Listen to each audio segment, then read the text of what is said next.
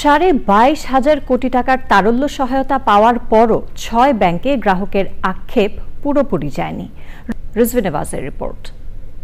এবারে যাবেন, যে দেখবেন যে ব্যাংকের ব্রাঞ্চগুলোতে কি অবস্থা হয়, এবং আমি আশা করব যে প্রত্যেকটা ব্রাঞ্চেই আপনারা দেখবেন যে মানুষ তাদের টাকা নিয়ে যেটা চাচ্ছেন সেটা নিয়ে যেতে পারছেন।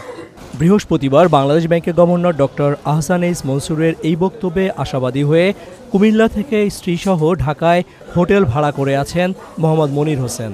ইলিয়টগঞ্জ শাখায় 5,000 করে টাকা পেয়ে হতাশ এই গ্রাহক ভেবেছিলেন SIBL ব্যাংকের প্রিন্সিপাল শাখায় অন্তত বেশি করে টাকা তোলা যাবে।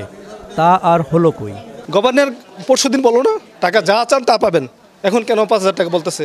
10,000 টাকা লইলাম 3টা চেক দিয়ে, এবং কি আমার মনে করছে আমি চোর, এভাবে আমার সাথে ব্যবহার করছে। আমার তো 1,53,000 টাকা আছে, তা ওনারা দিবে না, আমারে বলতেছে যে 30,000 টাকা দিবে, লেখা দিছে।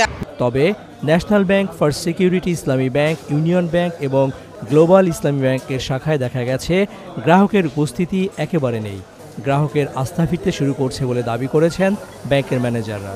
যে আমি যদি 5 লাখ টাকা দাবি করছি, আমি 5 লাখ টাকা হয়তো নিতে পারি না, কিন্তু আমি 1 লাখ টাকা নিয়ে গেছি সবসময়।